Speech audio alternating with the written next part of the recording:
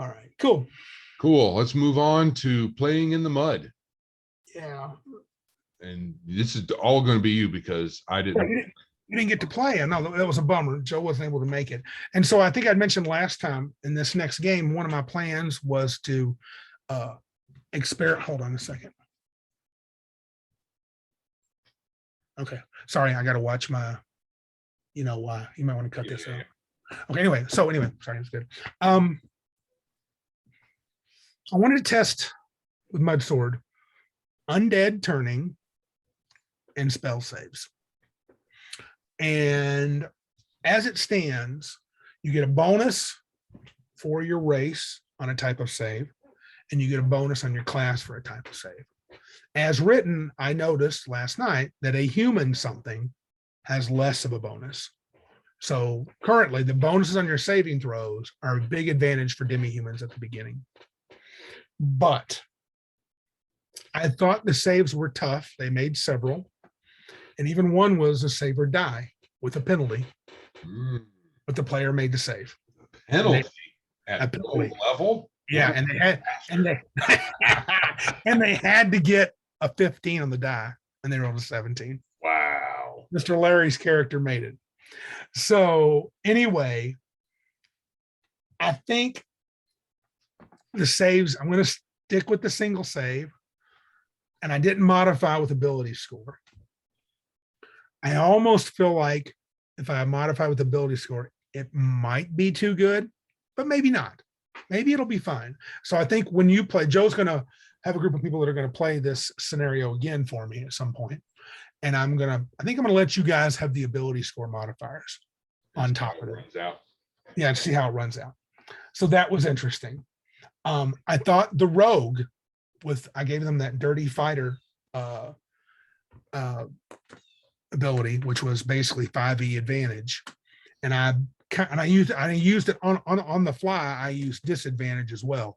I think I want that mechanic to be a part of Mudsword, but not necessarily intrinsic. Just a few places where we use them. Not every little thing is going to be disadvantage or advantage. Right.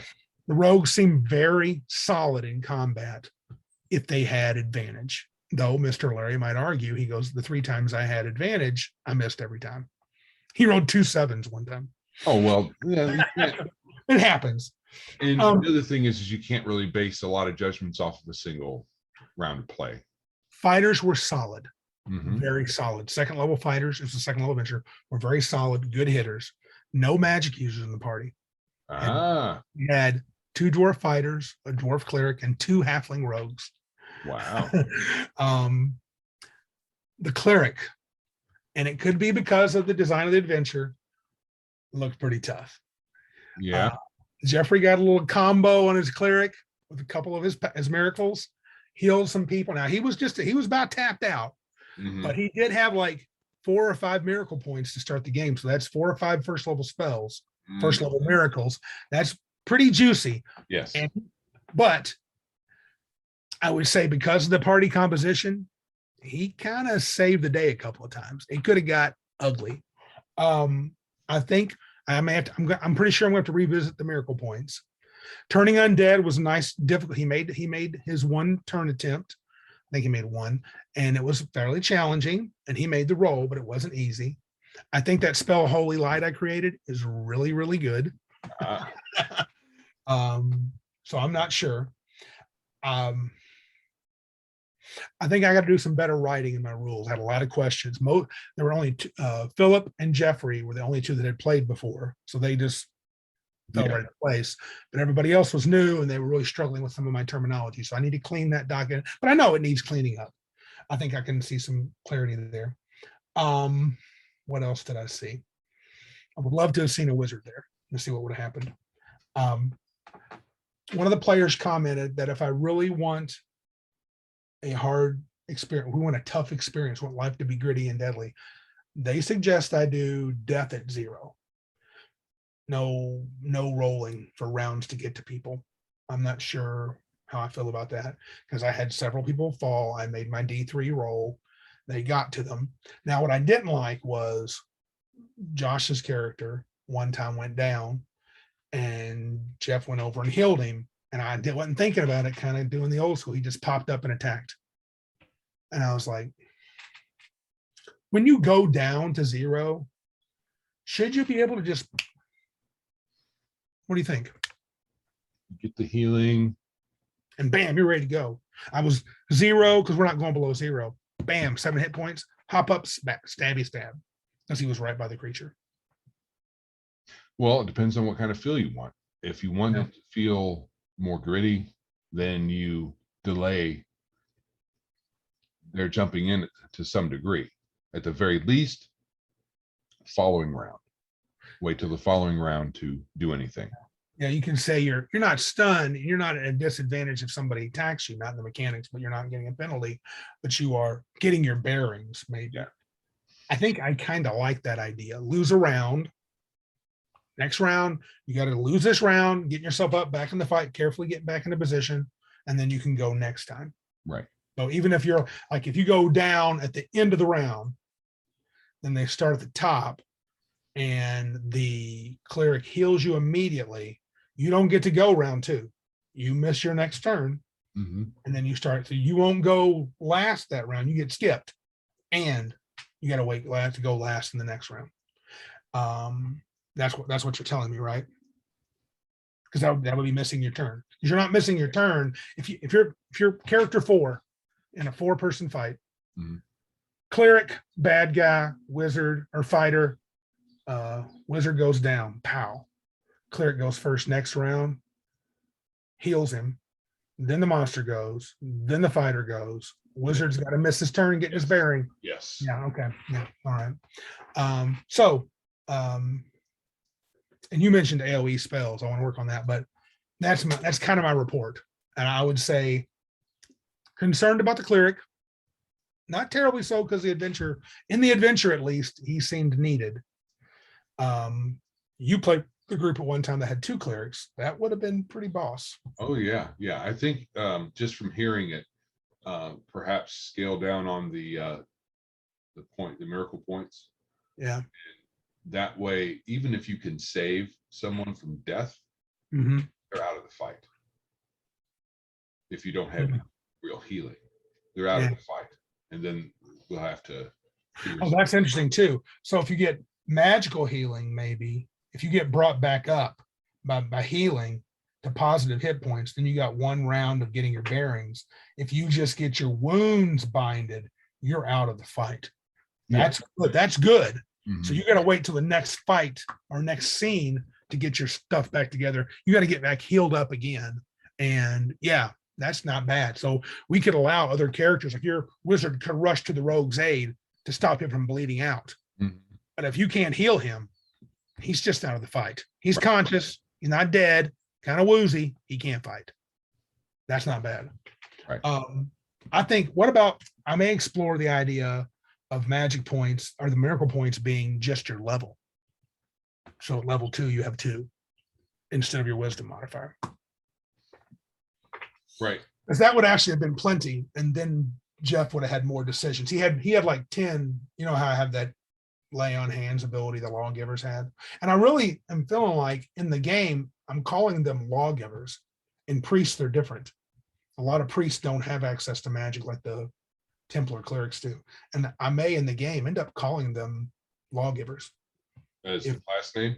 As the class name. If you like them being, I kind of like them being kind of, this is where I like Professor Dungeon Master.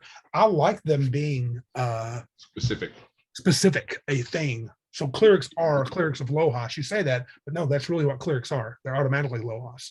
They don't, if you worship something else, you're something else. So lawgivers are Lohas, and they're the main character class you get to play in the game, though we can toy with others later. Yeah, that makes sense. Yeah. Okay. So anything else on my report that you had comments on? No. So mostly positive. Yeah. The players thought it was tough. They were definitely kind of biting their nails at certain points, but they did a good job.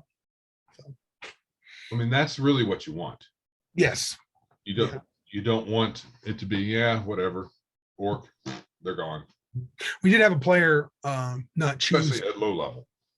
And I won't call out who it was, but I'm sure it wasn't. It was like they were just like really flipping about not buying food or any other things other than just a weapon with their money. And I'm like, okay, so it's been 3 days, you haven't eaten. I said, you got a 3-day trip. You got to eat. I'm going to give you penalties. And I said, We bought inferior weapons so we could have food. correct. Yeah. This person did not.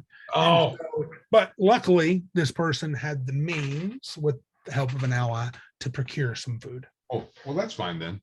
But it wasn't through purchasing. But I was just like, and I just try, and this person has never played much of an old school field game. I said, at low levels, it's going to be a resource management game. Well, here's the other thing is this. You have a pile of money when you make a character, you're going to spend all of it on a weapon and armor, perhaps. And it's something that kills me about that is when you have a fighter, this a typical D&D fighter. Player who creates it buys a sword, his armor, and nothing else. Right. You're like, no bow, crossbow, no bag, no flint and steel, no backpack, no nothing, just his sword. no bad roll. That's I mean, okay. And I'm going to do things like I'm going to fast forward at some, because for playtest, I'm going to put you environmental hazards. It's snowy. There's 6 inches of snow on the ground. It's winter, and you're about to go do an adventure, and you guys head out without any gear. It's going to be frostbite. It's going to be bad, And so you gotta. I want that to be part of the low level game. Yeah. Unless you have spells that can help you out, then you better be prepared for that. And to me, because I want that feel. Now, when you're 18th level, or when you're 12th level, or 10th level, or 8th level, that may not be a concern because you can let magic do the trick. But early on, I don't want to hand wave that stuff anymore. Right. I think it's part of the game. I think we're losing a part of the game by ignoring that. Oh, sure. Especially at low level. I mean, it's not like I want to play his character for him, but I don't have a problem pointing out bad decisions. The bad decision is someone who's perfectly capable of wielding a missile weapon who doesn't purchase one, who could have. Now, with the rules in the game we have right now, it's not possible at first level to buy a sword and a bow. And that's the way it used to be. That's the way it used Think about it now. If you roll, we have even with 3d6, the old way of rolling times 10, you can get 30 gold pieces. Sure. And the way I have it is D10 times 10 to a fighter. You can have 10 gold pieces. In fact, I'll say it, Larry rolled 20 gold pieces. And he couldn't buy armor. He had to buy other stuff. He was literally running with just his decks. Well, we did stuff when we played the first game. We were all kind of gritting our teeth because we didn't have a whole lot of money, didn't have a whole lot of gear. Yeah. I don't think anybody had a missile weapon and a melee weapon. No, it was we found them in the and the group did do that, and they smartly grabbed the missile weapons and used them. And I tell you what, I don't know if it was after the second session when we pretty much had a decent amount of cash. We purchasing equipment, just regular equipment, was kind of a power up. Yeah, it was. Oh yeah, and like the first time you would get a suit of plate mail, you'd be like, "Ooh, baby!" Yeah, fighters, the dude, check this out. You got a magic item? No, but I got plate mail, son. Yeah, I don't need no magic item. Ain't no orc hitting me now. I'm about to lay it down. They won't. Yeah. So yeah, that was cool. All right. So I think there's some changes. I want to get an equipment list. I am not happy with using the RC. I'm really not. It's a little. Is it too bare? No, it's not. Everybody has it, and it's a little harder passing around. Oh. I'm gonna photocopy the list, but I'm considering typing it up. I'm considering making our own list. Okay. So, but I do want to do the encumbrance. People seem to like it. Several players were actually tracking their encumbrance with the coin system. I do like that from the RC. It's just the RC is harder to get a hold of. It's not if you want to buy an actual copy, not from drive-through preprint, it's cost you $100. So no one wants to put that down for that thing. Yeah, I put down 25 for. Me too. And for the reprint or for the original. It took almost a month for them to print it. Yes. And then I did mine 2 years ago. The delivery cycle. Yeah. Okay. Cool. All right. I think that's all I got for the mud. All right.